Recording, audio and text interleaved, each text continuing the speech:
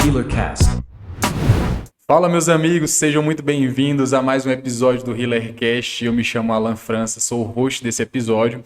E como vocês podem perceber, a gente está hoje em um local diferente do que a gente habitualmente grava, porque a gente está aqui em Petrolina, tá? Como prometido, a gente está, a partir de agora, traçando uma nova jornada do HealerCast, onde a gente vai ter um braço do nosso podcast aqui em Petrolina. As gravações vão continuar em Belo Horizonte com o Bernardo, porém, de 15 em 15 dias também haverão gravações aqui em Petrolina, tá certo?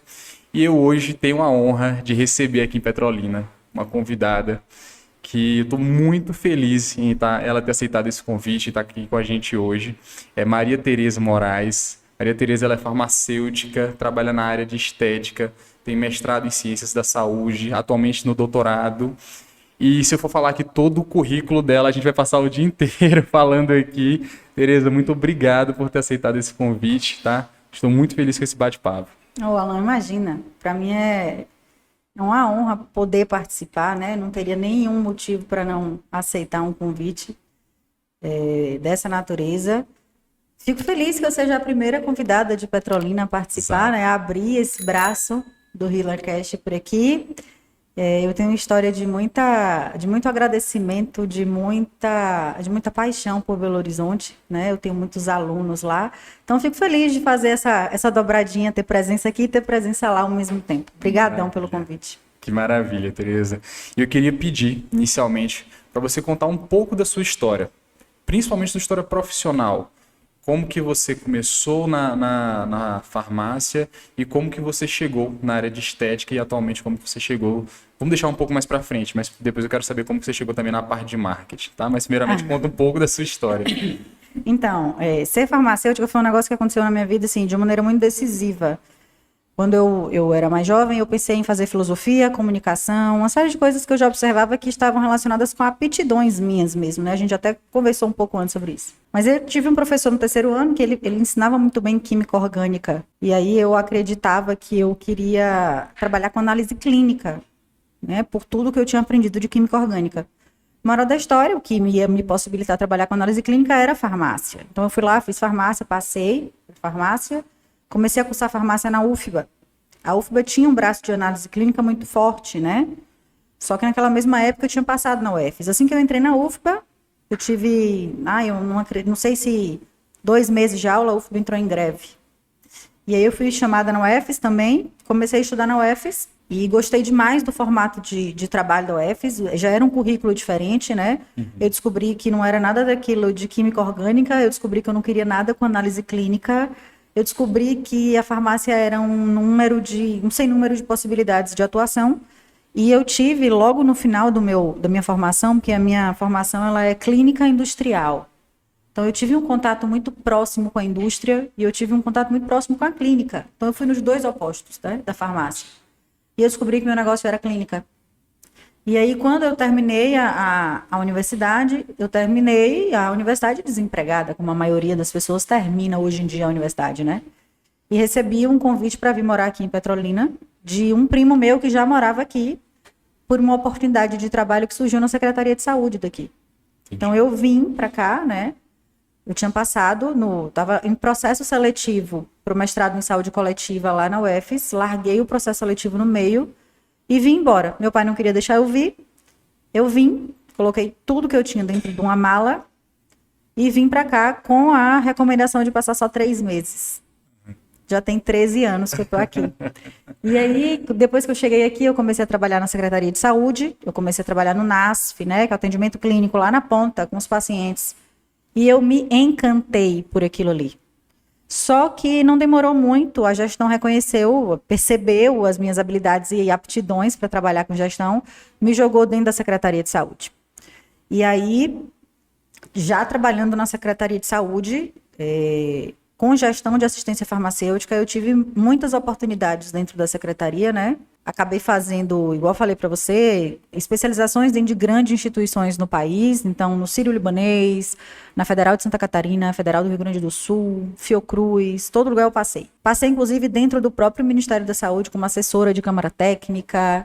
E nesse meio tempo, tem um outro recorte da minha história, que é um recorte muito interessante e forte, que, assim, na época que eu era estudante da UFES ainda, eu passei, né? Eu me submeti a um concurso público para farmacêutica da Secretaria de Estado da Bahia. Passei.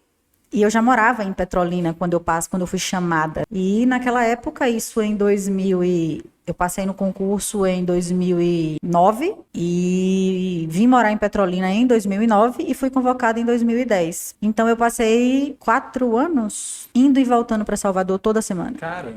Eu era plantonista do Hospital Roberto Santos.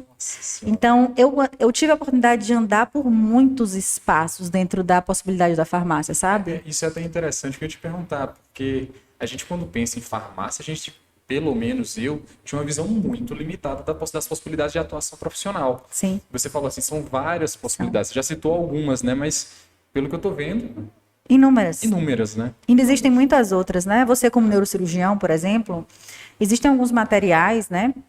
Que são Inclusive, quando a gente estava conversando ali embaixo, eu fiquei na cabeça se não foi você o médico que operou minha mãe. Minha mãe recente fez uma cirurgia de coluna, né? Ela levou uma queda, fissurou algumas vértebras, e foi uma técnica bem moderna, com o uso de um material, um cimento específico, enfim, que deu um trabalho danado, a gente conseguiu. Isso, uma cifoplastia que minha mãe fez. E um dos materiais que utiliza, precisa do farmacêutico para comprar, gerenciar. Então, o gerenciamento de material médico hospitalar, a oncologia, né? A análise clínica propriamente dita, análise de materiais, enfim, tem uma série de coisas. Bacana. Mas aí, dentro da minha andança, eu fiquei muito tempo na gestão e nesse trabalho eu era contratada. E assim, foi um trabalho que me fez crescer muito, não só profissional, mas pessoalmente também, né? E eu vivi uma vida muito maluca, assim, Alan.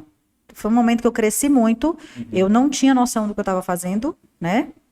O trabalho sempre foi um negócio que mexe muito comigo, porque ele me dá muito prazer, mas eu não sei os limites do trabalho, não consigo, eu ainda preciso de ajuda para entender. E foi um período que eu trabalhei bastante, até que a gestão acabou, e eu saí da gestão aqui de Petrolina. Foi uma ruptura, um momento muito difícil na minha vida, mas eu já tinha passado no concurso, né, da Secretaria de Juazeiro como sanitarista. E aí, que essa é uma outra formação minha, e aí fui assumir lá. E aí eu me lembro, um belo dia, né, já contando um pouco da minha história, e eu te contei aqui, eu tenho de formada há 13 anos. 13? De 2009 para 2020, 13 anos, né? Sim, 13 anos. Então eu te contei 8 anos da minha história profissional nesse tempo. Eu caminhei tudo isso, eu já tinha mestrado nessa época, né? Eu também, uma outra coisa interessante é que nesse tempo que eu tinha mestrado, que eu fazia mestrado, eu era aluna do Círio, eu passei no concurso para professora da Univasf. Então eu fui professora 4 anos da Univasf. Isso. Bacana. Logo na Univasf. E o mestrado, você fez onde? Na Univasf. Ah, na Univasf. Isso, entendi. Exatamente. Então eu fiz os créditos, né, teóricos. O mestrado foi um negócio muito difícil na minha vida. O mestrado, ele é muito difícil. Sim. Foi um negócio que eu, por muito tempo, me arrependi de ter feito, sabe? Me arrependi de ter feito, por tudo que ele me consumiu. Ele me consumiu mais do que o que ele me deu. Entendi. E nesse período que eu dava aula na Univasf, era um grande sonho ser professora de universidade, meu. E eu tive a oportunidade de sê-lo, né? E no momento em que a Univasf estava implantando o curso de farmácia, então não tinha ainda professor de farmácia clínica, não tinha professor de assistência farmacêutica, de gestão de assistência farmacêutica, de farmácia hospitalar, e tudo fui eu quem construía as disciplinas do zero, as cadeiras do zero. Então, não era chamada professora substituta por isso, era temporária, porque eu tinha sido realmente aprovada no concurso, trabalharia naquele período até que um dono da cadeira entrasse por concurso público. Na época eu tentei, né, não consegui passar, mas hoje eu entendo por que eu não consegui passar, toquei a minha vida e fui fazer outros projetos. Mas eu me lembro que num momento assim da minha carreira, em que eu já tinha mestrado, 6 especializações, em que eu já tinha 2 vínculos públicos, né? Que como farmacêutica eu já poderia pensar assim, nossa, tô satisfeita. Eu só tinha 28 anos, cara. Caramba. Eu só tinha 28 anos. Então, eu me lembro do dia que eu me olhei no retrovisor do carro, assim, eu falei, não pode ser só isso aqui. Se eu morrer fazendo isso aqui, eu vou enlouquecer. Porque eu olhava para o serviço público e eu me desesperava. Eu me desesperava com essa energia toda que eu tenho e que o serviço público não consegue me receber. Não consegue receber. Podando, né? Não, me aparou o tempo inteiro. Uhum. Me aparou o tempo inteiro. Até uma pergunta que eu ia te fazer, porque você é uma pessoa de excelente comunicação, que gosta de ensinar. Como que foi isso de dar aula numa universidade pública? Talvez, não sei, mas eu imagino que todo esse seu potencial não conseguia ser explorado ali, né? Ou não? Então, eu acredito que tem muito da falta de maturidade profissional também da época, né? Entendi. Eu não tinha, muito do potencial também foi explorado ali. Pense que eu tinha a idade dos meus alunos quando eu entrei na Univasf, né? Eu comecei a dar aula na Univasf com 24 anos. Nossa, muito nova. Então, eu tinha aluno que era mais velho que eu. Então, foi difícil construir essa autoridade. Primeiro que eu tenho 1,5 m, né? Eu tenho 1,55 m de altura, e aí eu tinha 24 anos naquela época. Eu nunca esqueço dele, Henrique. Hoje ele mora em Luiz Eduardo. Nossa, Henrique tinha 1,80 m e tantos, cara. E sabe, tipo, ele olhava para a professora dele assim, ó, para baixo. E eu não tinha muita... A universidade é um lugar que eu respeito, né? Que eu quero estar. O desenvolvimento da ciência é um negócio que eu ando debaixo do meu braço, assim. Sim. Não existe um trabalho bem feito se não for um trabalho pautado na ciência, na incerteza da ciência, né? Com certeza. E eu venero muito o trabalho da universidade por isso. Mas agora no doutorado, quando eu estava no processo seletivo, um dos professores, quando a gente faz a apresentação, né? A seleção ela foi online. E esse meu programa de doutorado é um programa multicêntrico. Então, são todas as universidades federais do Nordeste, mais a Federal do Espírito Santo, que se juntaram e propuseram um programa de uma rede nordestina de biotecnologia. E aí a gente desses lugares todos avaliando você. Muita coisa rola no online, né? E muita coisa rola no presencial. Então, você tem que sair daqui e assistir aula em algum lugar, enfim, mas nesse período ainda não. Mas em um dos professores, a gente faz a apresentação, é um negócio meio trash, assim, né? Meio pesado, a avaliação, o processo seletivo. E aí ele perguntou assim para mim, sim, entendi muito bem sua apresentação, estou surpreso, agora eu quero saber de onde você é professora. Aí eu falei, não, eu não sou professora. Eu já fui professora, mas hoje mais não. Aí ele olhou assim para mim e falou, eu quero saber se você quer voltar, se você pretende voltar para a academia, porque você tem seu negócio, cuida do seu negócio, você pretende voltar para a academia? Eu falei, só se eu trabalho na academia, couber o que eu faço hoje. Sim. E aí, ele respondeu para mim, então você não vai voltar para a academia. Então, assim, a universidade é um espaço onde eu sempre estarei presente, mas porque eu abrirei portas para ela estar perto de mim. Porque eu tenho certeza que muitas vezes as portas da universidade estarão fechadas para mim. Com certeza. Né? Eu já estive em muitas funções estratégicas, eu já ensinei, eu já recebi estagiários, né, estudantes, e eu já contratei farmacêuticos formados pelas universidades. Então, eu sei exatamente quais são os principais pontos de falha do processo de ensino, que nem sempre a gente reconhece. Uhum. Então, por exemplo, você como médico, neurocirurgião, né, você foi preparado para declarar imposto de renda? Não.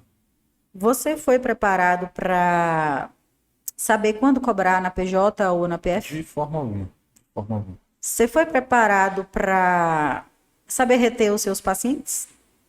Nada disso. Foi preparado para saber organizar uma agenda? Nada. Gerir uma clínica. Gerir uma clínica, contratar pessoas. Você foi preparado para isso? Alguma. Pois é. E é uma coisa que é exigida da gente diariamente, né? No dia que a gente forma, do dia para a noite, a gente precisa desse conhecimento. Sim. E não tem. Sim. E aí a gente dá muito espaço para oportunistas. Sim. Ou a gente faz muita cagada também, faz muita besteira nesse processo, né? Então, realmente, a nossa formação peca muito, né? Peca muito. E eu percebia isso na prática, mas eu percebia muito mais no que hoje se chama de soft skills, Sim. sabe? Uma falta de habilidade para negociar, para tomar decisão, coisas mais relacionadas com o comportamento mesmo profissional do indivíduo, né? A parte técnica nem tanto. E aí, nessa coisa de eu, retomando a minha história, meu trajeto profissional, nessa coisa de eu me inquietar e não querer fazer a mesma coisa, morrer fazendo a mesma coisa, porque eu só tinha 28 anos. Sim. Eu vivia uma vida muito louca, insana, né? Eu engravidei no meio do mestrado. Caramba! Engravidei sem esperar. E foi a coisa mais maluca que eu já vivi na vida. Foi essa sensação, assim, de parecer que todos os meus sonhos seriam destruídos pela maternidade. Eu nunca quis ser mãe. Nunca quis ser mãe. Filho, para mim, era problema. Nossa. Nunca quis ser mãe. tive a oportunidade de não ter, né? Tive apoio para não ter, mas decidi ter. E era o que eu precisava. Bacana. É engraçado que meu filho também nasceu por acaso, né? A gente não estava preparado para isso. Mas talvez tenha acontecido o mesmo com você, como é impressionante que a nossa cabeça muda da água pro vinho e muda para melhor. É uma Completamente. maturidade que surge do dia para noite, é uma força de vontade para trabalhar que é absurda, né? Quando a gente vira pai, quando vira mãe. É incrível, né? Sim. É um senso de responsabilidade muito forte, né? Pela educação do outro, a formação de um ser humano ali que ele está sendo formado, crescendo, contribuir para a sociedade e ele precisa de você. E eu olho assim para o meu filho com a sensação de agradecimento o tempo inteiro, assim, cara, massa, obrigada que por massa. ter me tirado, por ter me feito gente, sabe? Assim, eu era uma sujeita muito egoísta. Nossa, a cabeça desse tamanho, sabe? Achava que o mundo se resumia a mim. Sabe? Um senso de, sei lá, não de responsabilidade que eu nunca fui, mas o que Pedro trouxe para a minha maturidade pessoal, e eu acho que isso faz com que a gente se desenvolva muito profissionalmente, foi algo que só ele poderia trazer. E eu digo isso para as minhas amigas, né? Para minha irmã, inclusive, que pensam em não ser mãe, que existe amadurecimento que só um filho é capaz de Com proporcionar. certeza. Com Você certeza. não consegue amadurecer tanto sem a oportunidade Com certeza. de cuidar de uma pecinha, né? Uhum. E aí, quando meu filho veio, Alan, o que foi que eu comecei? Eu falei, ó, é o seguinte, eu vou ser mãe, né? Eu vou começar a cuidar. Eu acredito que eu tive depressão pós-parto, sabe? Assim, eu não entendi a maternidade. Para mim, eu tinha um senso de responsabilidade de cuidado muito grande com ele. Eu fiz absolutamente tudo, amamentei exclusivo, sabe? Assim, e quando eu entendi que eu tava gostando de participar daquele negócio ali, Sim. eu falei, eu vou parar tudo. 1000 dias e eu vou cuidar do desenvolvimento do meu filho. 1000 dias. 1000 dias. Foram 1000 dias saindo São de os casa para famosos 1000 dias, 1000 né? dias. Os primeiros Isso 3 mesmo. anos, né? Os Aham. famosos 1000 dias. Falei, são 1000 dias? Então tá, eu não vou fazer nada. Só vou sair de casa, trabalhar, fazer o meu feijão com arroz Sim. e voltar para casa. Acabou. Caramba, Pedro. Parou tudo. Não fiz nada. Meu currículo tem um hiato, Que são esses 1000 dias. tem um buraco. Os 1000 Sem dias. cursos, Sem sem curso, especializações. sem especialização, sem nada. Só o feijão com arroz para poder ter o salário para pagar as contas em casa. Sim, claro. Só. E cuidando Nossa. do desenvolvimento do meu filho. E eu tenho certeza que você não se arrepende nem um pouco disso. Nenhum minuto. Sim. Legal. Meu filho é assim, ele é um sujeito espetacular. Ele é um companheiro, sabe? Assim, desde que ele tem uns 3 anos, eu já olho para ele como um ser humano, assim. Não é mais aquela coisinha indefesa. Quando ele fez 5 anos, eu falei, gente, agora não é mais só a responsabilidade de cuidar. Eu gosto da companhia dessa coisinha. Aham. Sabe? Eu gosto de ouvir ele falar, eu gosto de saber a opinião dele sobre a vida. Eu gosto desses insights malucos dele de vez em quando. Eu gosto disso, sabe?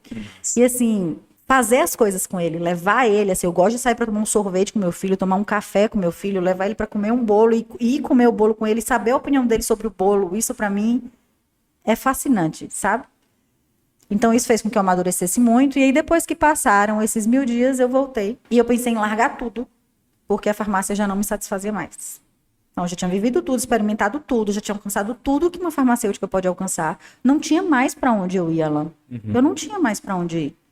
E aí eu me lembro que meu sogro falava assim, você precisa fazer um curso chamado Empretec. Como? Empretec. Empretec. Isso. Você precisa fazer um Empretec. Meu sogro é consultor do Sebrae. Sim.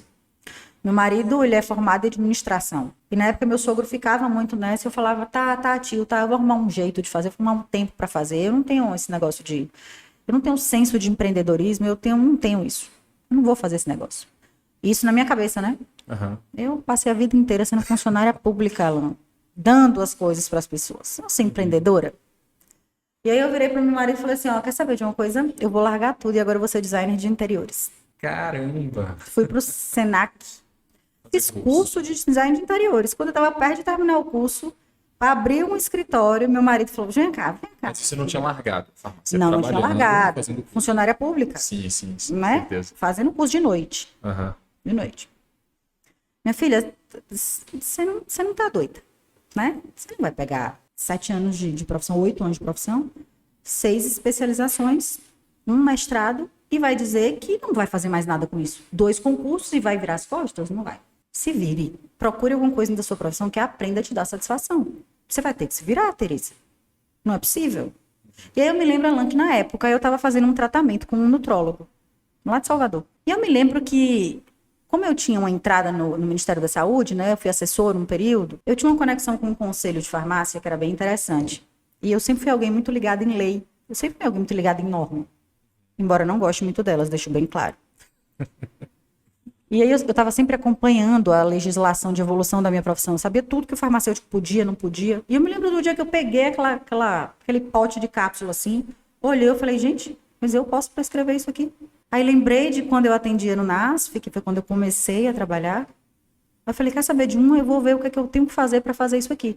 Porque a minha formação como farmacêutica, eu sou farmacêutica clínica e industrial. Essa é a formação da UFES. Aham. Eu sou clínica, eu posso fazer isso aqui.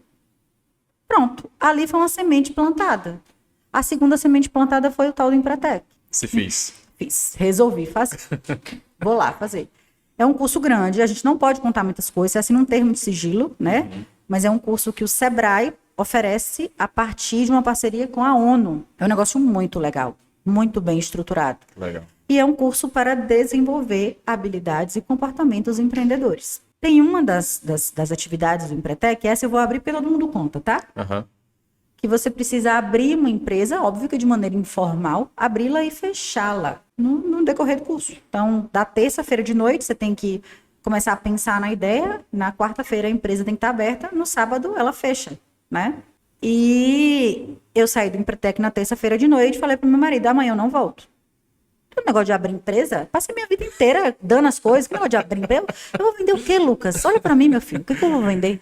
Ele fez assim, Teresa, vai estudar? A melhor coisa que você faz, senta ali no seu canto e vai estudar. E eu sentei no meu canto e comecei a estudar. E aí, quando eu pensei, eu falei, bom, sabe o que eu vou fazer? Tem uma caixa, eu sempre fui muito ligada em moda, adoro. Aham. Tem uma caixa de bugiganga, que eu não uso mais, acessórios, sabe? Lá dentro do meu closet, guardadinho. Você quer saber de uma? Eu vou pegar esses acessórios e vou fazer um bazar. Olha a noção da empreendedora, um bazar. Sabe, peças que eu poderia dizer que eram exclusivas, atemporais, né? Que estavam lá guardadas e que olha o estado de conservação das minhas peças. Um bazar. Vendi absolutamente tudo. Sério? Chegou sexta-feira, eu não tinha nada. Moral da história, eu levei o prêmio de melhor empreendedora do Empretec. Caramba! Não, eu achava que era uma coisa. Eu estava entendendo que essa coisa de abrir uma empresa e fechar seria algo meio que mais teórico. Não imaginei que era alguma coisa prática Não, mesmo. você tinha que arrumar um produto e você tinha que vender seu Vender. produto. E outra coisa, resultado financeiro, você tinha que ter dinheiro para apresentar. Resultado financeiro. É um negócio Que extremamente. legal. É, Que legal. é uma formação. desafio, né? É, Um desafio. Vai lá, faz, se vira, né? é uma formação extremamente desafiadora e construtiva. Massa. Vale muito a pena passar pela experiência do Empretec. Legal. E aí, quando eu saí do Empretec, que lá eles. E aí, outra coisa que eu vou contar, porque também contam, mas é só isso que eu vou falar e mudou o assunto, prometo. Você tem que sair com um plano de negócio em mão. E naquela época eu já tinha o consultório de estética na minha cabeça, né? Até esse momento não existia. O consultório era Não existia. pensamentos. Era o pensamento. Eu sabia que eu podia ser, Aham. mas não sabia ainda como. Mas você já tinha feito especialização? Ainda não, Ainda em não. estética. Eu fiz o Empretec, sim, a especialização. Mas eu já era clínica, né? Sim. Então, eu já podia atender como clínica. Aham. E aí, eu me lembro que eu levantei, né, R$ 747 de bugiganga do meu bazar. Do bazar. Peguei esse dinheiro e adivinha? Comprei todo de vinho, bebi inteiro. Bebi inteiro o dinheiro. Né? Comemorando a premiação. É, mas eu me lembro que eu bebi estudando. Massa. Eu me Legal. lembro cada garrafa de vinho que eu bebi. E estudando como abrir e montar meu negócio. Me lembro do dia que me inscrevi na especialização. Aí fiz a especialização e logo que eu estava perto de terminar, antes de fazer uma prova, tem que fazer uma prova de proficiência no final, para ter o título, né? Eu comecei a atender como clínica já. E aí, falei, gente, mas espera ainda, como é que eu vou fazer para montar meu consultório? Eu não tinha dinheiro. Eu tinha acabado de comprar um apartamento, a gente tinha acabado de mudar, de comprar um apartamento, então não tinha R$ 1, não tinha dinheiro para nada. Olha o Empretec de novo. Eu fiz um bazar com as minhas roupas agora. Que massa. E aí peguei um monte de Já roupa. tinha dado certo, já tinha feito o MVP O MVP. das bugigangas. Agora bora fazer com as roupas, né? Fiz um bazar Levantei R$ 1.405, eu acho. Eu me lembro que como foi que eu fiz esse bazar? Te contar. Online. Sério? Eu abri uma conta no Instagram, ela existe até hoje. Isso quando? Que ano que era? 2016, 2017. O nome Que da tava conta. começando, né? Essa Sim, coisa de venda online, né? sim, tava começando. Começando. E eu já tava lá vendendo. Massa. O nome da conta é Desapeguei. Quer pegar? E rolou o negócio. Eu sei que eu levantei o dinheiro. Eu comprei uma caixinha vermelha na Imaginarium e paguei as primeiras mesclas do laboratório. E eu comecei a atender. A primeira pessoa que eu atendi numa mesa de um café. Não tinha consultório ainda. Atendi e prescrevi numa mesa de café. Bacana. A segunda pessoa que eu atendi, eu fui numa sala de um esteticista aplicar umas enzimas, como comumente são conhecidas, Sim. depois de uma drenagem linfática. E aí eu comecei a perceber que as pessoas estavam me procurando, porque eu já era conhecida na cidade, as pessoas já conheciam, já tinha sido professora, então as pessoas sabiam da minha responsabilidade, compromisso, enfim, né, das aptidões técnicas. Sim. Elas começaram a me procurar. Eu falei, como que eu vou fazer para atender essas pessoas? Não dá para ficar atendendo em mesa de café. Como é que eu vou fazer para aplicar a injeção num lugar que não é meu? Que tipo de responsabilidade e credibilidade é essa, né? E aí eu comecei a alugar sala por hora. E eu atendi essas pessoas na sala alugada por hora. E com 15 dias já não era mais viável alugar sala por hora. Já Estava perdendo compensava. dinheiro. Já estava na hora de eu ter minha sala. Entendi. 15 dias. Com 15 dias você já tinha público Já tinha. para pegar uma sala e alugar, por exemplo, turno Aham, por semana. sim. Já tinha. Caramba, Teresa. Você acha que isso aconteceu por quê? Porque assim, não é fácil começar a atender. Não é Não. fácil ter público. Não é fácil. Ainda mais que ainda existe hoje muita resistência com profissionais não médicos que fazem consultório. Perfeito. O que você acha que foi o fundamental para em 15 dias você já ter público? 2 pontos que eu acredito que foram muito marcantes para o crescimento. O primeiro, a reputação. Todo o seu trabalho aqui na Sim. região profissional. Todo o meu trabalho na região, ele é como se ele estivesse sendo coroado naquele momento. Até então eu trabalhava para dentro. Quando eu comecei a trabalhar para fora, eu fui bem recebida pelas pessoas. E o segundo é o modelo de atendimento. Eu acredito que esse foi um fator que ele é um fator que faz o meu negócio um trampolim. Bacana. O formato de A atendimento. forma como você atende os Sim, pacientes. a forma como eu atendo os meus pacientes. Por mais clichê que isso possa parecer. E isso não, foi não isso. acho nem um pouco que seja clichê. Isso foi uma coisa que eu aprendi fazendo. Sempre centrado no indivíduo, eu sempre tive muita curiosidade por cada caso que chegava. Eu me lembro que eu olhava para um paciente e no início a gente fica inseguro com as possibilidades de oferta de intervenção, né? Às vezes a gente não sabe, assim, nem tem lastro científico suficiente para dizer, não, essa intervenção ela é mais potente, precisa do que essa. Por mais que os consensos digam o que a gente deve fazer, a gente não tem segurança sobre como fazer. Eu acho que a gente precisa falar muito abertamente sobre isso, né? Eu sempre digo que qualquer intervenção em saúde ela é uma tentativa. A gente nunca pode garantir que haverá um resultado que vai satisfazer 100% ou não existe e além de não existir nenhuma que não ofereça nenhum tipo de risco.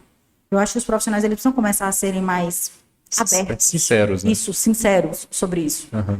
E tendo essa marca, né, de falar muito abertamente, de educar o público sobre as questões estéticas, de fazer com que eles pensassem a estética como uma forma de clínica, de cuidado, o negócio começou a despontar. Que massa. E aí foi andando, e eu me lembro que todo o dinheiro que eu ganhava eu reinvestia no meu negócio. E, na verdade, eu descobri que aquilo que eu fazia me dava um prazer e uma satisfação como nada que eu tinha feito até hoje. E olha que eu já tinha feito muita coisa. Muita coisa. Né? Já tinha caminhado demais. Vivido muito. Eu pensava que eu gostava de trabalhar. Não, eu gosto hoje. Bacana. Não tem nada que seja mais prazeroso do que o trabalho para si. Não existe. Isso eu não conheço. No âmbito do trabalho. E fazendo aquilo exatamente do jeito que você quer, né? Sim. Sem ninguém falar, não, você tem que fazer desse jeito. Não, eu quero fazer assim, vou fazer assim. Acredito que esta é a melhor maneira, eu vou fazer desta maneira. Legal. E testar, validar ou refutar, assumindo o risco e colhendo os louros também, quando, né, for cabível em cada situação.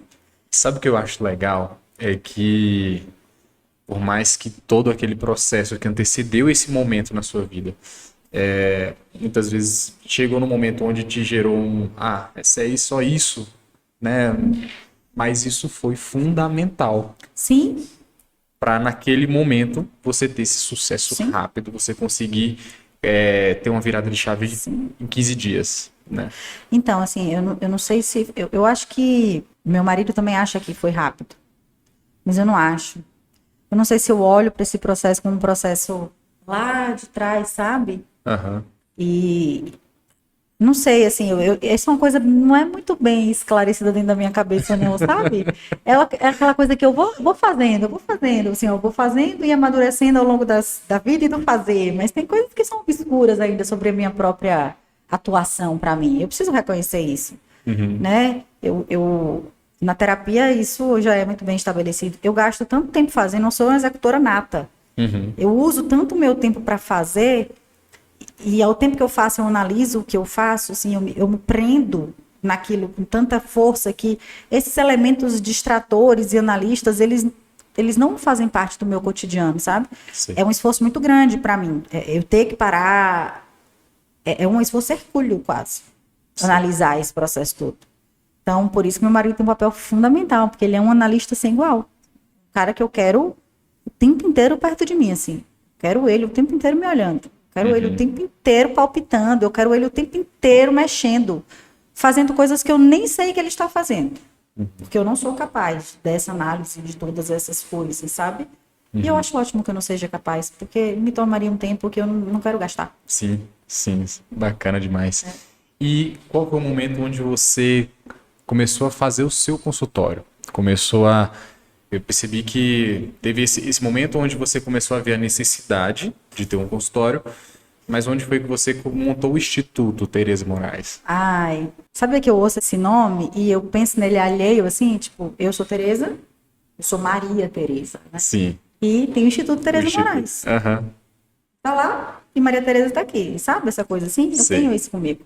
O Instituto nasceu pela minha vontade de reunir ensino, pesquisa e prática no mesmo lugar. A palavra instituto tem Sim. esse significado, né? De ensino, pesquisa e prática. E o consultório, quando eu comecei, eu saí da sala alugada por hora, eu fui para uma sala pequenininha, e era uma sala, nossa, tinha infiltração na parede, a parede era revestida com isopor, você precisava ver a situação da maca, a bancada descascada. Cena de horror. Meu marido disse que realmente eu devia ter eu tenho uma reputação intocável, assim. Tereza, realmente é algo que eu não sei o que é que acontece, porque eu, Lucas, jamais seria atendido num lugar como aquele. Tereza não seria atendida num lugar como aquele, eu jamais iria num profissional num lugar como o que eu atendia. E as pessoas iam lá.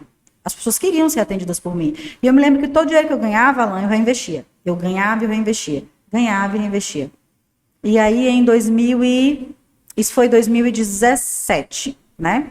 2016 eu terminei a pós, e aí eu comecei a ser convidada para dar aula em pós-graduações, né? Em 2018, 2019. Então, comecei muito aí para Recife dar aula, comecei muito aí para Belo Horizonte, São Paulo, Rio, enfim. Em 2019, né?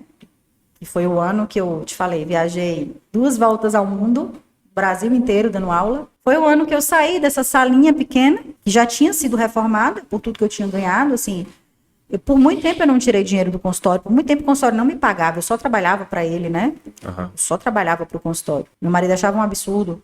E aí eu comecei a me pagar o valor de um salário que eu ganhava em um dos meus vínculos públicos. Só pagava isso, o restante eu reinvestia no consultório. E eu reinvestia em equipamento, em estrutura física, em experiência para as pessoas que chegavam. Eu não tinha pressa de atender, nunca tive, nunca trabalhei, nunca fiz meu paciente esperar, sabe? Nunca interrompi, sempre escutei, validei queixa do meu paciente, valido até hoje.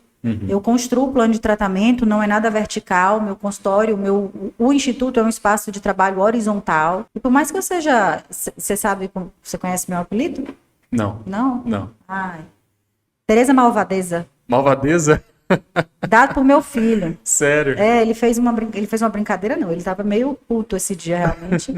A gente tava viajando de avião e Ele queria o tablet e eu não viabilizei o uso do tablet naquele momento. Eu falei, não, vamos brincar de desenhar e tal. E ele ficou muito bravo comigo. Ele desenhou, ele chorando com as lágrimas e em cima, assim, da lágrima, Teresa, malvadeza. E aí eu fotografei aquele papel e isso virou, né? Então, por mais que eu tenha... Viralizou total. E é óbvio que eu fiz proveito disso, né? Mas aí eu tô Sim. Por mais que eu tenha esse comportamento duro, o meu consultório, eu digo que é um confessionário, assim, não é um tribunal. E os nossos consultórios precisam ser, né? Sim. As pessoas chegam, por mais que eu trabalhe com estética, mas a minha veia clínica, o meu braço clínico, permite que eu veja que as pessoas chegam cansadas, né? O processo de cuidar em saúde, ele é um processo cansativo. Sim. E ainda que na estética, muitas das questões estão relacionadas com autoestima. Uma autoestima arranhada é uma condição que faz com que o sujeito não se desenvolva em tudo quanto é de área da vida dele. E aí, com esse olhar e sensibilidade, eu comecei a crescer. E me pagava pouco, mas pagava muito ao meu negócio. Sim. E eu me lembrei que eu comecei a dar aula, né?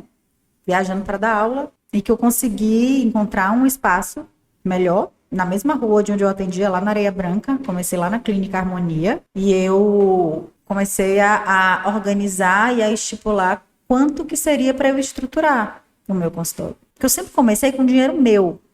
Nunca pedi dinheiro emprestado em banco. Sempre foi tudo meu. Eu sempre trabalhei e paguei as contas com o que eu tenho e tinha.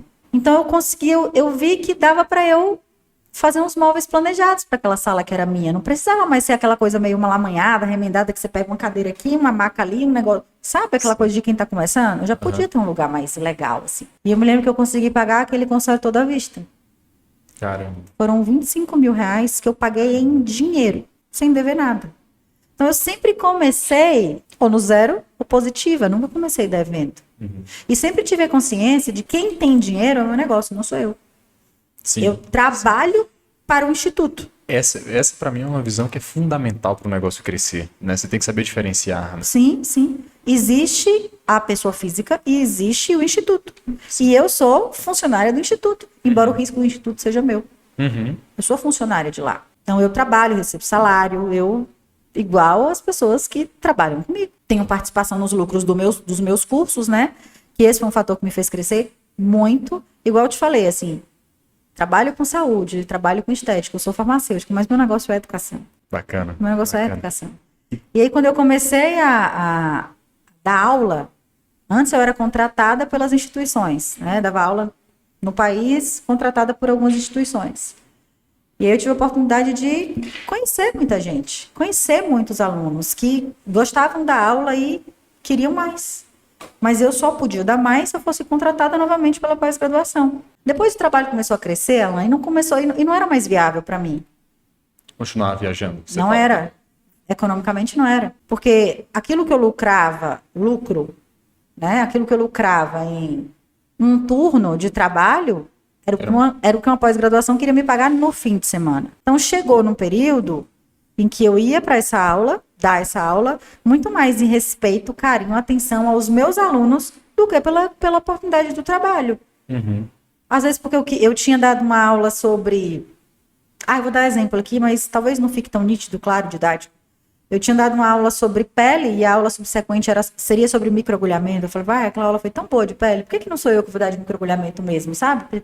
Casar tão bem as coisas, fazê-los entender tão bem o conteúdo, assim. Eu sempre tive essa preocupação com o resultado. Eu sou meio obsessiva com o resultado. Eu falo para meus pacientes, vocês não têm noção, o resultado que vocês procuram aqui, ele é tão ou mais desejado por mim do que por vocês. Quem vai lá fazer um preenchimento, um bioestimulador, quem vai lá aplicar eu quero muito mais o resultado do que o paciente. Assim, eu olho para um pós-procedimento meu com um olhar extrator, assim, nossa, isso não ficou tão bom, isso tem que melhorar assim, isso, e eu resolvo ali na hora. Sabe? Então, isso fez com que eu fosse crescendo, isso fez com que os meus alunos fossem querendo que eu ensinasse, né? E aí eu comecei a ver uma oportunidade de crescer ainda mais. Foi aí que você resolveu parar de dar essas aulas e parei. dar por conta própria. Parei até porque eu estava entrando num processo que...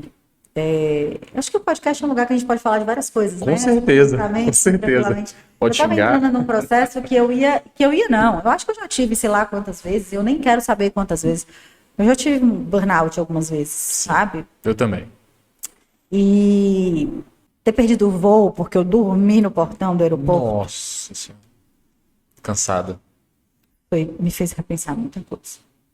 Tiveram situações que eu me lembro que eu avaliei assim o meu cronograma de trabalho e eu só tinha de janeiro a junho um final de semana por mês em casa. Um mês não, um final de semana em casa, esse tempo todo, porque o restante estava dando aula, Com filho em casa. o filho em casa. E meu marido também, Uhum. minha família em casa. Sim. Então, isso foi um negócio que me fez repensar muita coisa, sabe? E eu te digo assim que quem me mostrou, quem me colocou em contato com isso foi o coronavírus. Porque na época que eu acho que eu tive o primeiro episódio de burnout, eu ainda era mais pelo trabalho do que por ficar em casa. Eu sempre achei que fosse só uma falta de vergonha na cara, sabe? Eu não sei descansar. Eu ainda, até eu tô aprendendo. Essa é uma coisa que mexe muito comigo. Eu tô aprendendo a descansar, sabe? Uhum. E a gente às vezes conta uma história assim de alguém que cresceu, se desenvolve, mas a gente esquece que tem um outro lado, né? Com E certeza. eu não quero deixar esse outro lado apagado, sabe? Eu quero deixar ele claro, eu quero deixar ele exposto. Eu não tenho problema com isso. E aí eu preciso até hoje de ajuda psiquiátrica, psicológica. Psicológica, eu faço terapia há 7 anos. Eu comecei a terapia principalmente por causa da maternidade, eu não queria ser mãe, né? E psiquiátrica foi de 1 ano pra cá. Mas eu achava que o burnout era uma falta de vergonha na cara e taquei o pau a trabalhar. Continuava trabalhando. E aí chegou um belo dia que eu falei assim, gente, eu odeio o que eu faço. Eu não queria sair mais de casa pra trabalhar. Cara, eu tenho um espírito de árvore de Natal. Eu gosto de estar toda enfeitada, arrumada, sabe? As unhas, eu gosto de estar enfeitada. Uhum. E eu não queria me Você vestir, perdeu não essa queria me vontade. arrumar. Eu falei, tem alguma coisa errada comigo. Eu não sou essa pessoa. Tem alguma coisa errada comigo. Eu falava para minha psicóloga, Amanda, eu não sou essa pessoa. Chega a hora de ir pro trabalho, eu tô me atrasando. Eu não me atraso. Eu tô me atrasando para atender meus pacientes. Alguma coisa está errada comigo. E aí eu passei um processo muito cansativo lá no meu desligamento dos vínculos públicos, né? Que eu tô afastada de uma das minhas atividades no serviço público, que inclusive foi um dos motivos do meu crescimento, foi esse afastamento. Tem trabalhos que limitam a gente, né? Tomam um tempo precioso.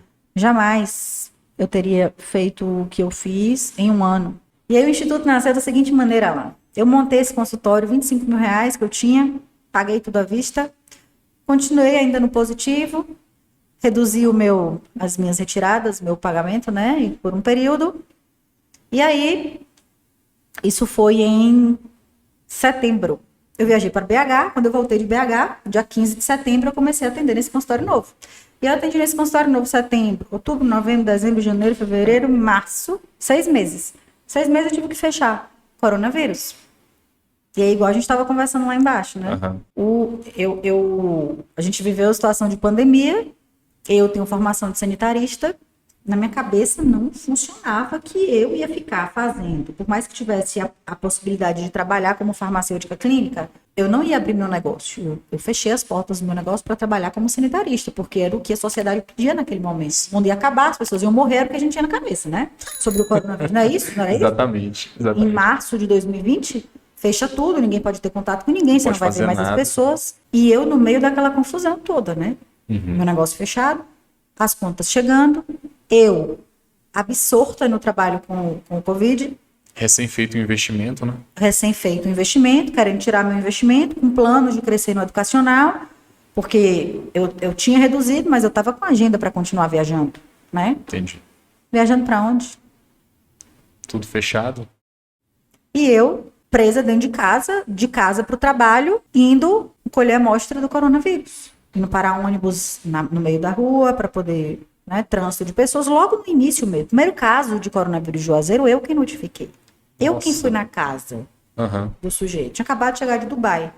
Primeiro caso de Juazeiro foi um senhor que chegou de Dubai.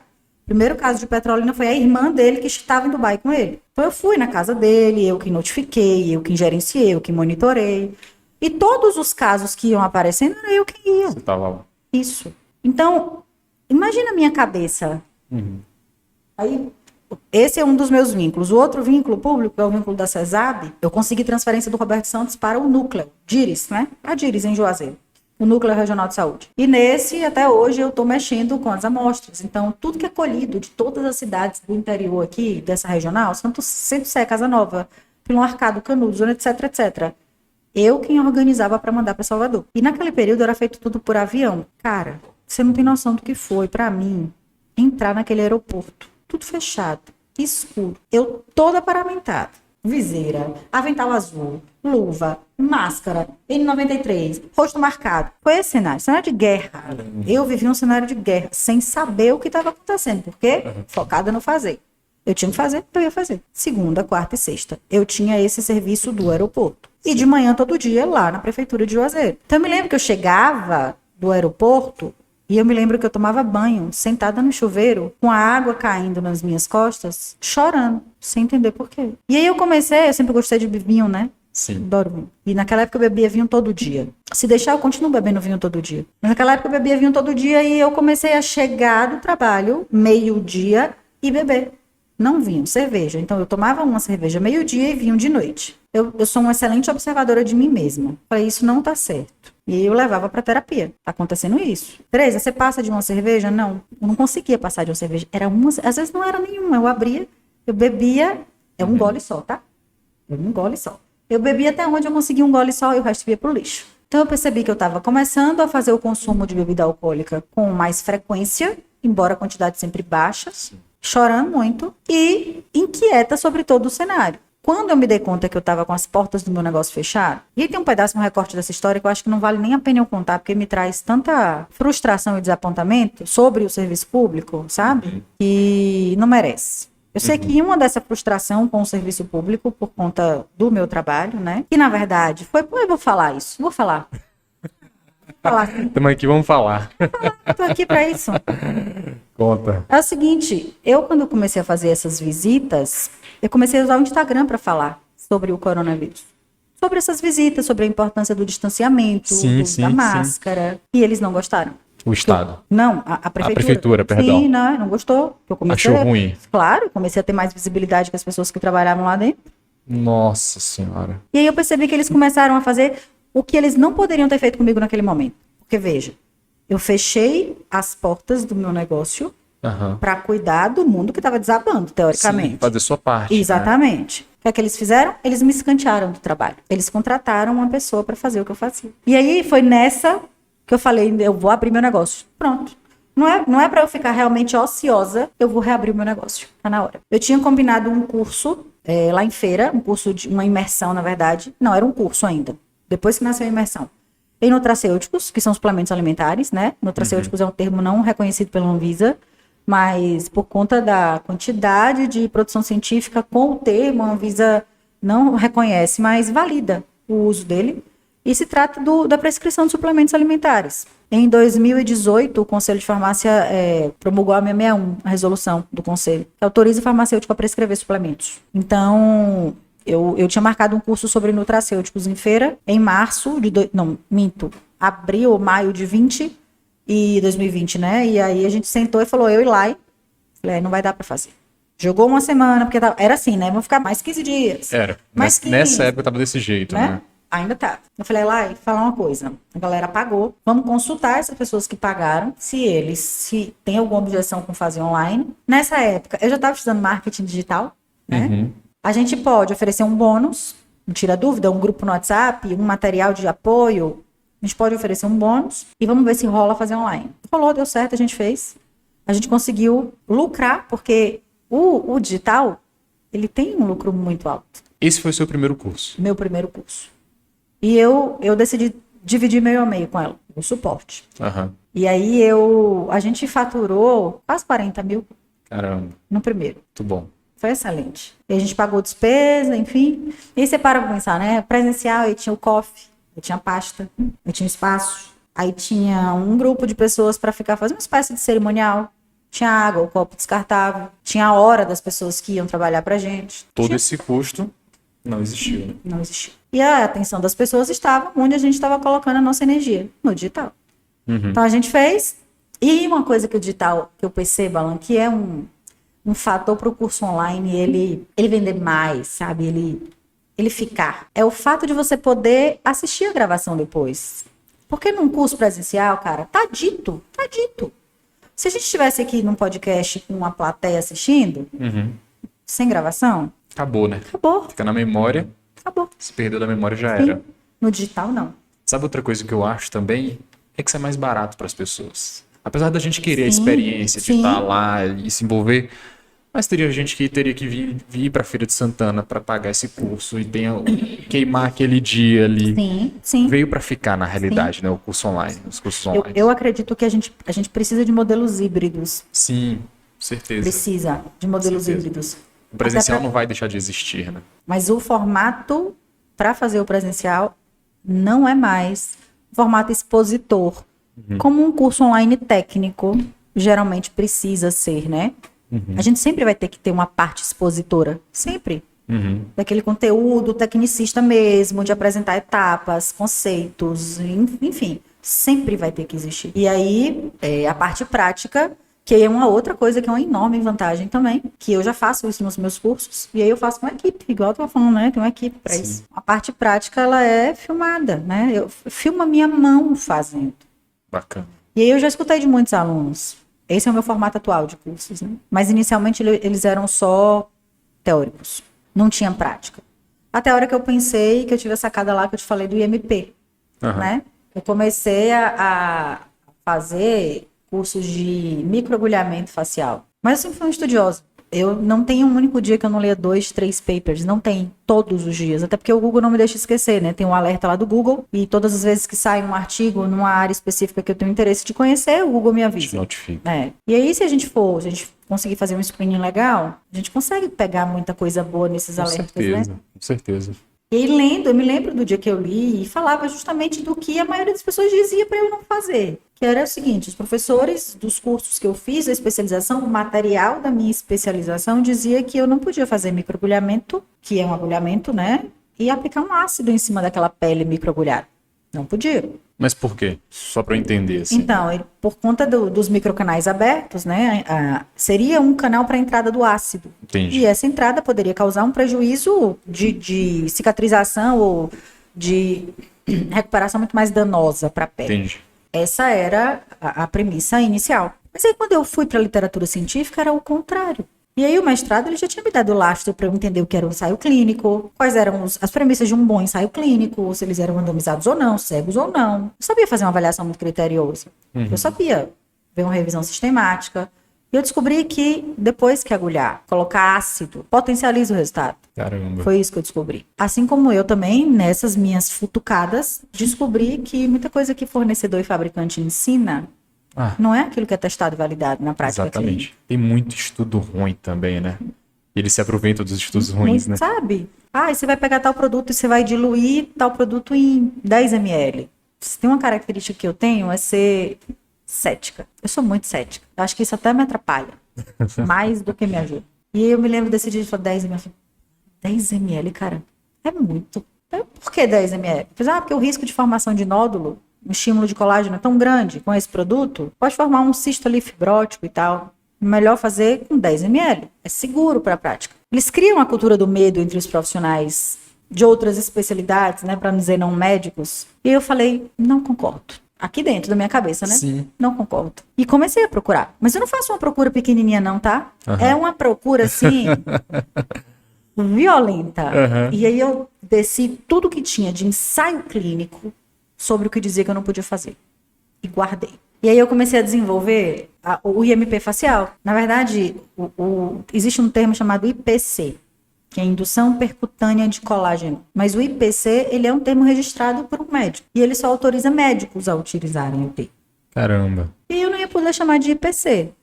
Né? Existe um outro termo chamado MMP, que é microinfusão de medicamentos na pele. Também registrado por um médico, que impede outros profissionais de utilizarem o termo. Eu falei, eu vou criar o Vamos IMP. criar um termo. Bacana. Microinfusão, então agora eu vou fazer infusão de medicamento na pele. Criei e patentei. Patentei o nome. IMP facial e IMP capilar. Registrei 2 marcas.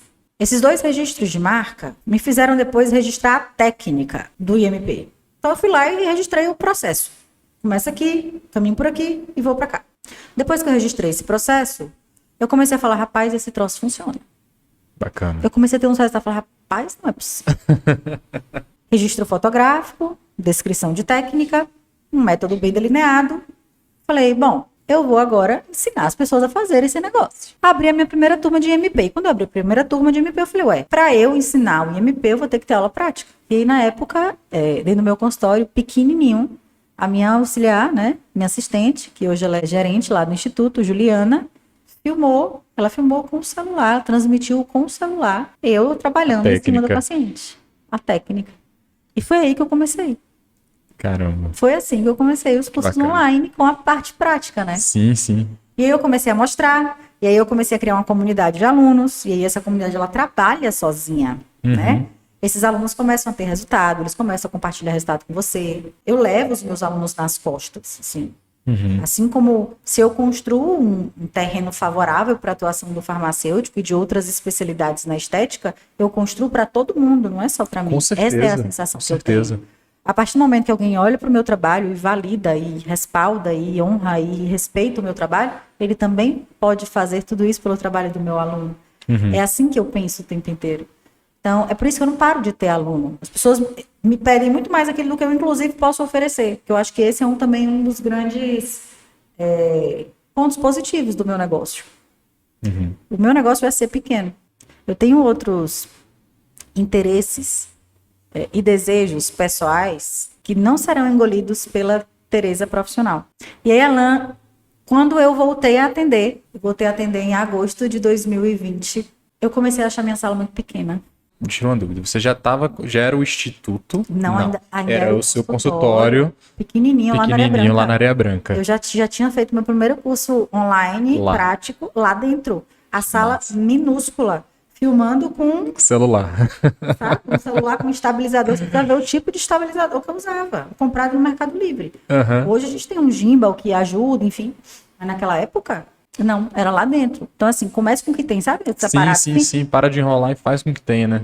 Sim, era assim. Comece com o que tem. E eu comecei. E aí eu me lembro que eu falava assim, gente, esse lugar tá pequeno. As coisas estavam começando a ficar bagunçadas, sabe? Eu já comprava, gente, isso é tão gostoso. Eu já comprava um estoque maior do que ter onde guardar. Então tinha coisa que eu tinha que deixar em casa e ficar levando pro consultório, porque eu não tinha onde guardar seringa, eu não tinha onde guardar as coisas.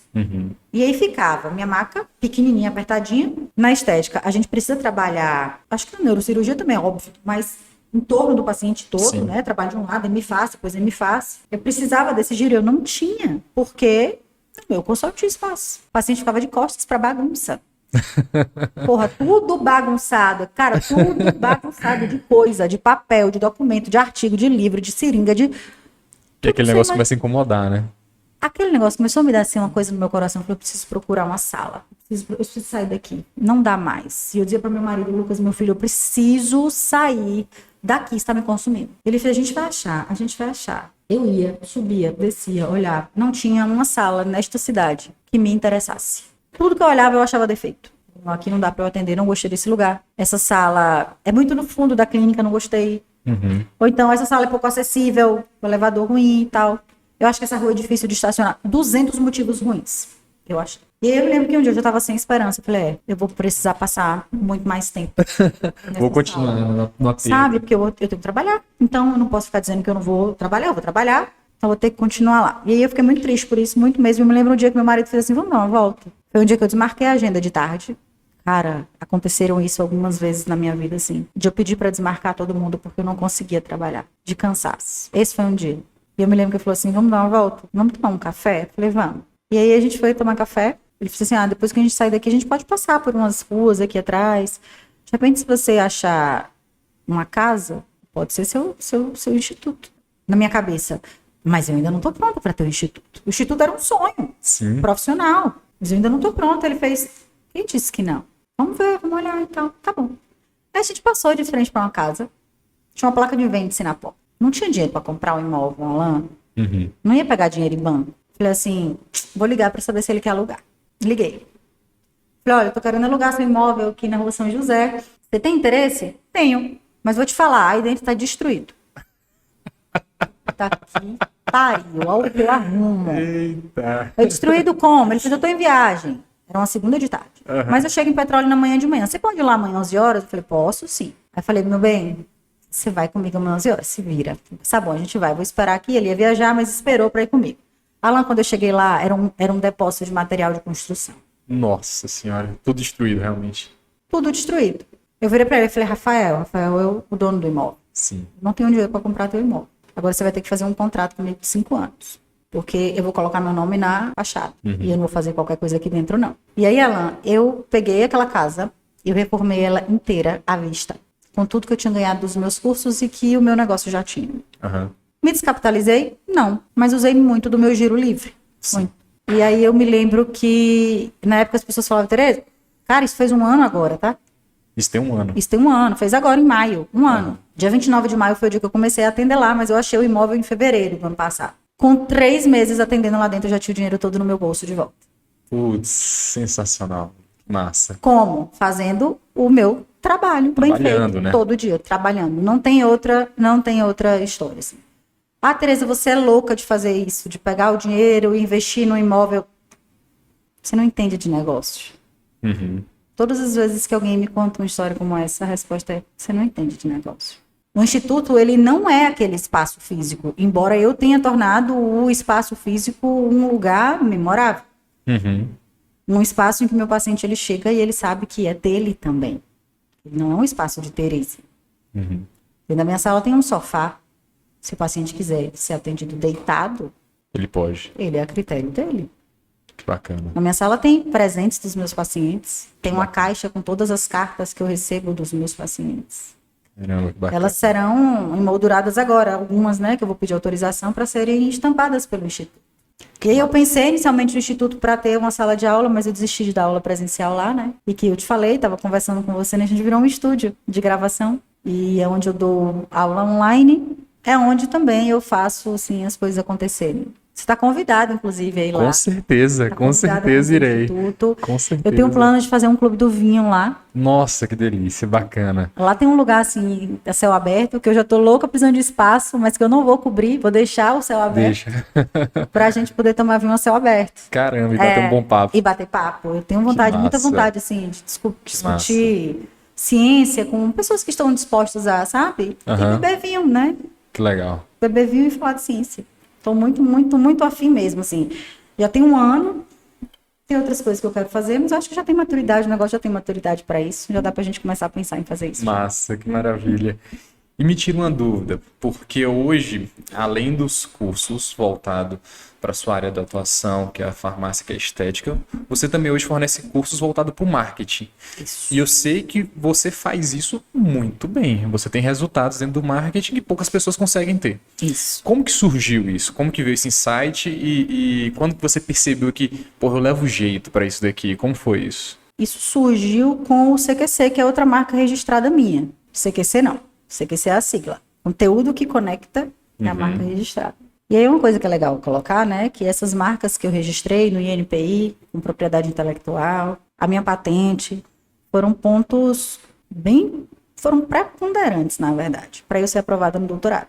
Porque o meu programa de doutorado é um programa extremamente rigoroso. Se você olhar o barema de pontuação para entrar no doutorado, você fala, cara, essa galera aí, eu não tinha ponto para entrar. Então, Alan, se você fizer uma continha de matemática de padaria, você vai ver que eu não tive tempo de produzir e foi nada. Sabe? Porque eu entrei no mestrado em 2014, que foi o ano que eu pari. Então, eu escrevi o mestrado com o peito sangrando. Nossa Senhora. Sabe? Sei. Para poder conseguir defender. Que publicar o quê? Sabe? Não tinha publicação. Como é que eu ia passar no doutorado? Com essas... minha primeira grande sacada de marketing foi essa. Criar nomes... criar conteúdo, informação, substantivo que te aproxime do teu público. Essa foi a minha primeira sacada. As pessoas primeiro mostrei para o meu público que por trás da profissional Maria Tereza existia a Tereza mãe, a Tereza que vive a vida dela, que gosta de tomar vinho, a Tereza frágil, a Tereza chata, a Tereza intransigente, impaciente. Todos os meus defeitos estão postos. Esse foi o meu primeiro ponto. Então, ninguém mais pode falar dos meus defeitos. Porque eu mesma sou a primeira a fazê-lo. Foi a minha primeira jogada de marketing, foi essa. E essa foi uma jogada de marketing. Isso eu fiz de maneira muito intuitiva. Qual a câmera que está me filmando nesse momento é essa? Você está sabendo disso em primeira mão. Todos os meus defeitos que você teve até hoje, eu te contei porque eu quis. Não teria escondido eles foi até tudo hoje. Planejado, né? Tudo planejado, tudo de casa pensado. E foi muito de casa pensado. Bacana. Depois eu comecei a perceber que o meu conteúdo ele tinha um valor muito interessante. Mas eu não produzia conteúdo com estratégia. E a produção de conteúdo sem estratégia, ela é muito cansativa, cara. Ela é adoecedora. Você precisa ter estratégia. Eu estou no Instagram E aí, quando eu tive esse despertar, o negócio começou a ficar muito bom. Começou a ficar, sabe? Mais leve. Leve, fluido. E eu comecei a ter mais retorno. E aí, quando eu tenho retorno, eu tenho matéria-prima. E aí, nessa de ter matéria-prima, eu comecei a perceber, gente, eu tenho muito aluno que que quer os seus negócios crescendo. O meu negócio, Alan, eu devo tudo eu divido com ele, meio a meio, ao Instagram. 50% do meu negócio sou eu. 50% do meu negócio é o Instagram. Então, quando eu vi que eu tinha que eu sabia fazer essa produção de conteúdo, que as pessoas me davam retorno, que as pessoas me agradeciam pela minha produção de conteúdo, eu comecei a perceber, eu posso ensinar como fazer isso aqui. E aí foi que surgiu o CQC, o conteúdo que conecta. Que aí eu fiz a primeira edição em dezembro do ano passado. E foi muito legal ter feito o CQC, assim. Foi um momento muito, muito importante para a minha história profissional. Primeiro porque CQC é uma sigla que pega, né? Demais. Rapidinho, falar IMP rapidinho, CQC rapidinho. E eu me lembro que eu queimei pestana para criar um nome que grudasse. Eu queimei muita pestana. Eu fiquei dias e horas olhando para as coisas e pensando, e foram dias e horas, até que saiu o conteúdo que conecta. E nessa de sair o conteúdo que conecta, eu pensei num formato de produção de conteúdo mesmo, assim, ensinar as pessoas a produzirem conteúdo. Quem elas são, quem elas querem mostrar ser, qual a definição de persona. Você está na internet para vender o quê? Você quer vender na internet? O conteúdo precisa estar atrelado àquele tipo de serviço. Instagram não é vitrine, Instagram é rede de relacionamento. Se você não quiser relacionar-se, ali não é o seu lugar. Existem as ferramentas corretas para você, né, publicar um post, existe a estratégia correta para você. Você precisa entender que é uma ferramenta, uma rede de relacionamento e que tudo é teste. Você vai publicar algo que vai ter declínio, você vai publicar algo que vai te fazer crescer, né? E aí eu me lembro de uma frase. Na verdade, quem me disse essa frase foi minha irmã esses dias. Mas essa é uma competência que eu tenho há muito tempo. Eu sou o tipo de pessoa que eu não contrato para mim. Eu não contrato ninguém para fazer aquilo que eu não sei como funciona. Se eu precisar de um gestor de tráfego, eu tenho um hoje. Mas eu só contratei um gestor de tráfego depois que eu entendia como o tráfego funcionava. Entendi. Eu tenho um designer hoje, mas ninguém produz uma arte para o meu Instagram. Tudo sou eu ainda. Eu não quero que ninguém suspeite que existe outra pessoa por trás do meu Instagram. Porque não existe. E aí eu descobri o tráfego. E depois que eu descobri o tráfego, o negócio ficou. E aí eu comecei a perceber que eu precisava fazer o tráfego com mais estratégia. E aí eu comecei a criar iscas para minha audiência. Você também não sabe disso. Mas aí eu criei iscas. Fui criando iscas para mim. E validando e testando, sabe? Sendo muito transparente o tempo todo. Eu digo no meu Instagram, quando eu quiser te vender alguma coisa, você vai saber. Tereza vende sem você sentir que ela está vendendo, mas com toda a transparência do processo de venda. Tem uma frase do Ícaro, a gente está falando sobre ele, né? Sim, a gente está falando do Ícaro. Ele fala assim, engaje lento, venda rápido. Venda rápido. Então, eu tenho isso comigo todo dia. Eu tenho uma aproximação com o meu público. E eu comecei a fazer um trabalho no Instagram morta de vergonha de estar ali. Mas eu sabia que meu negócio precisava. Porque eu não me via no outdoor. Eu sei que eu sou, né, bonita, bem conservada, 36 anos, mas com essa cara que meu filho diz que eu pareço, que eu tenho 15. Então, se meu filho tá dizendo, querido, o mundo que se dane. Eu sei que eu tenho, mas eu não vou estampar meu rosto no outdoor. Então era ali. E você precisa ver o primeiro vídeo que eu fiz. Vergonhoso. Horrível. Luz ruim, voz ruim, tudo ruim, tudo. Mas a gente aprende fazendo, né? Aprende fazendo. Não tem jeito. Sim. O primeiro vídeo sempre vai ser ruim, né? Se a gente parar pra olhar, vai ser muito bizarro. Horrível. Mas se a gente não fizer, a gente nunca vai melhorar, né? E eu continuei fazendo. E aí essa do tráfego foi eu distribuí iscas, joguei pra minha audiência pegou todas elas, continua pegando até hoje. E aí eu tô num outro momento agora que além de estabelecer esses meus produtos, né, além de deixar eles cada vez mais fortes, como o IMP, o CQC, são 2 produtos que já estão atrelados à marca Tereza Moraes, né, o Instituto. Eu vou também, eu tenho criado produtos pequenos, mais baratos, no formato de MVP, com um único objetivo, atrair mais pessoas e oferecer para elas a oportunidade de entrar em contato com o meu formato de ensino. Então, o marketing, ele tem sido uma ferramenta para eu distribuir o meu trabalho. Mas é meio que uma meta distribuição. Ao tempo que eu uso o marketing para distribuir o meu trabalho faz com que eu também venda a minha sapiência no marketing. E tem um negócio que eu coloco comigo, assim, que eu acho que é meio que a minha força motriz dessa história do marketing, que é nunca vender aquilo que eu não compraria. Nunca produzir um conteúdo que eu não consumiria. E nunca oferecer um serviço que eu não compraria. Então eu acordo todos os dias de manhã com isso na minha cabeça. É engraçado que tem muita gente que não tem essa consciência, né? Muita gente tá no digital e não tem essa consciência. Você falou aí, cara, me veio na minha cabeça várias coisas e erros que eu já cometi no digital. E às vezes, sei lá, falar de coisas que só interessam a mim. Sim. Até não me interessa tanto. E eu tenho que realmente parar, pensar, cara, o que é que as pessoas querem consumir, né? Sim. Essa é uma visão que faz toda a diferença. Essa é a regra número 1 de produção de conteúdo no Instagram. Ela não é sobre você. Exato. E nem é pra você. Não é. A menos que você se use como isca.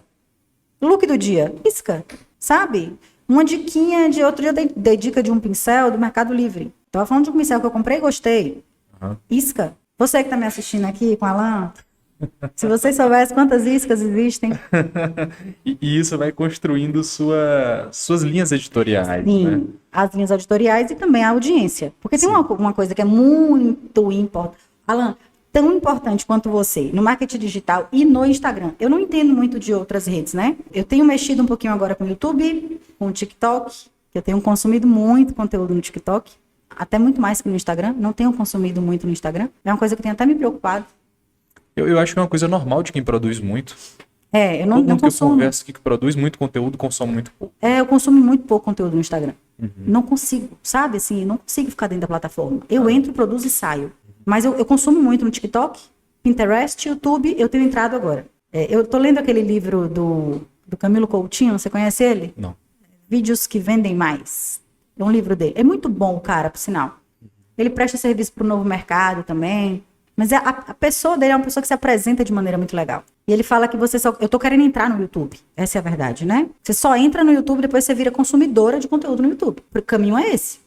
Eu não consigo ainda me acertar com o YouTube, sabe? Não consigo ainda. Você precisa entender como é que funciona. Na verdade, eu acho que é porque eu entro muito com esse olhar analítico, assim, de como que funciona isso aqui, pra que é isso aqui. Você não tem noção do poder que o Pinterest tem.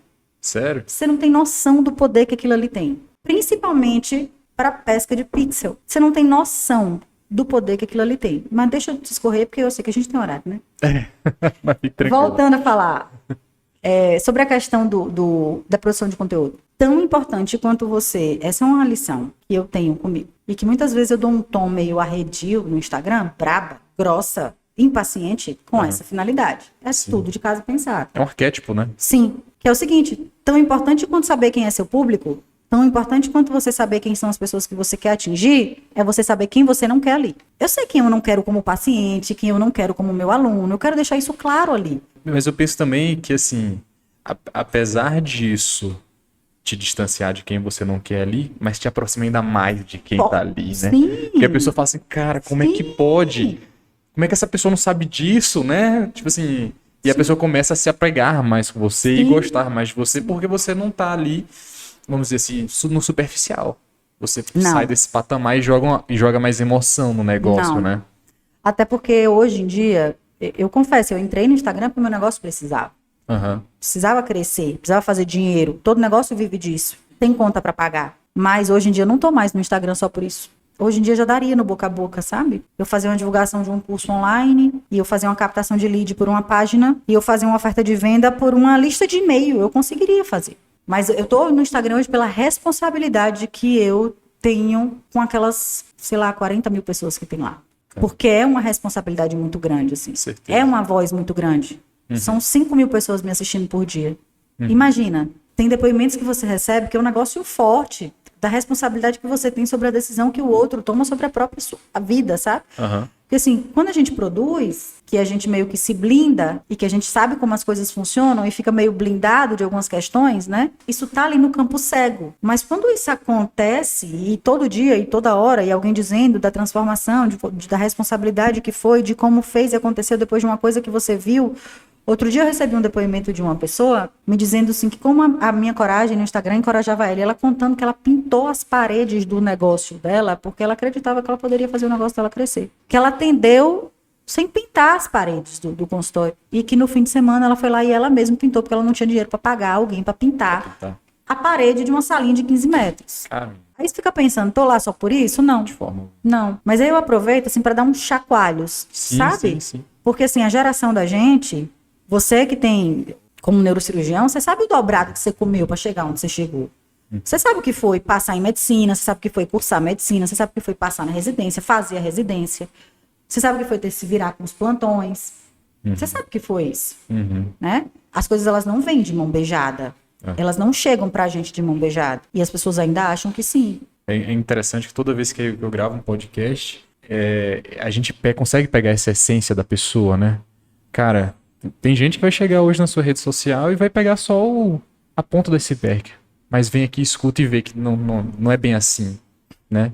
Veja por onde você passou. Veja o que você já teve que enfrentar. Isso. Veja que na hora que você começou a dar a cara a tapa no Instagram, deu merda. Sim, dá, coisa toda hora errada. dá. Toda hora dá, eu levo umas Exatamente. mãozadas de vez em quando, assim. Mas o que eu acho legal, isso já foi assunto até da minha terapia, sabe? Assim, minha psicóloga pergunta, por que isso não mexe com você? Não mexe, cara. Assim como eu também não me envaideço no Instagram, sabe? Aham. Eu não sei se é porque eu tenho esse olhar, assim, objetivo sobre ele mesmo, assim, da produção de conteúdo, da visibilidade do negócio, agora o espaço para as pessoas crescerem, meus alunos, né, para reconhecer o respeito e a honra que os meus pacientes têm comigo. Não deixa de ser um espaço para isso também. Sim, né? certeza. Mas eu apanho todo dia. Imagino, Todo dia. imagino. O negócio é que eu já tô meio calejada de apanhar. Já apanhei muito. Vai acostumando a tomar porrada, né? Ah, eu apanhei muito já. E o que eu recebo no Instagram tem coisa que eu leio que é incrédulo. Assim, eu fico incrédulo. Falei, gente, como é que alguém tem tempo? Tempo, cara. Tem coisa mais simples. Tempo de mandar uma mensagem como essa para outra pessoa. Porque o que acontece, vou te falar, que eu acho que isso vale para a vida da gente, né? Coragem e atenção são 2 artigos escassos hoje em dia. Completamente. Isso aqui é escudo. Aqui de trás, eu digo o que eu quero para quem tá aí do outro lado, sem nem tocar nele. Então virou um escudo. Verdade. Que eu estou blindado e eu posso despejar tudo aquilo. Só que nem sempre, quando bate, refrata, né? Às vezes reflete. Verdade. Então, eu acho que eu aprendi muito com esse jogo de cintura, assim, com essa maneira mesmo de levar, de entender, assim, a transitoriedade daquilo ali, a impermanência daquilo ali, e o meu objetivo de educar. As pessoas estão no Instagram para serem educadas, para serem instruídas e para se divertirem. A gente tem que reunir essas 3 coisas, senão não tem interesse, não é interessante. Tereza, que bacana, cara, que papo bom danado. A vontade que dá aqui é de continuar a noite toda conversando com você, mas a gente tá chegando no nosso horário. E eu queria te pedir uma coisa. Sim. Queria pedir, assim, diante de tudo que a gente conversou aqui, se você pudesse deixar uma mensagem final para quem ouviu esse podcast, para quem ouviu sua história, o que é que você falaria para essas pessoas, diante da sua experiência? Nossa. Te peguei, né? Eu sou geminiana, mano. Sou de Gêmeos. Eu também sou geminiano. Nunca vai ser uma coisa só. Eu acho que, Difícil, né? Escolher eu uma acho que talvez a mensagem. mensagem possa ser essa mesmo, assim. Eu tava ouvindo você falando aqui, eu fiz, putz, que mensagem da porra. Sensacional que eu tô ouvindo aqui agora, sabe? Tanto que eu fiquei muito contente com essa conversa, muito contente mesmo. Mas queria saber se você tem algo a mais nos contar. Eu acho que a coisa, assim, que me coloca em contato com a realidade, assim, todo santo dia, sabe? É que pra gente crescer profissionalmente, a gente não deve olhar pro lado. Eu acho que essa seria a minha mensagem, assim. Centrar-se no seu fazer e no seu desenvolvimento como pessoa também. Sim. Entender o seu fazer como algo que contribui, que precisa somar para a sociedade, para as pessoas, para comunidades, né, para entornos. Eu acho que é o caminho de você crescer, assim, de você se destacar, se for isso que você almeja, né? Aham. E dizer também que, Tereza, eu sou uma pessoa que eu não sei lidar muito, não é que eu não saiba lidar, na verdade eu não entendo muito bem sobre sucesso. Eu não é uma palavra assim no meu vocabulário que eu materialize. Eu quero continuar sem essa intimidade com o sucesso. Eu não saberia descrevê-lo. Eu não sei o que é. Eu quero continuar sem saber, assim, para mim não existe chegar lá. A gente só tem uma linha de chegada na vida, uma única. É no dia que a gente deixa isso aqui. Verdade. Até lá, tudo é caminho. É um processo. Tudo é caminho. E se é caminho, meu amigo, bota um pé na frente do outro. Certeza. Certeza. Essa é se eu pudesse deixar uma mensagem, é essa, assim. A coisa que eu acordo todo dia na cabeça é, tudo é caminho. Você vai caminhando. Não tem o tal do keep walking? Sim. Não, vai caminhando. Maravilha, que bacana. E já que você falou tanto de vinho, eu fiquei até feliz que eu escolhi o presente certo. Mentira. Ah, não é possível. Não. Alguém deve ter falado pra você que eu bebia ou você viu Juro que ninguém contou. Olha lá, Wine Clock.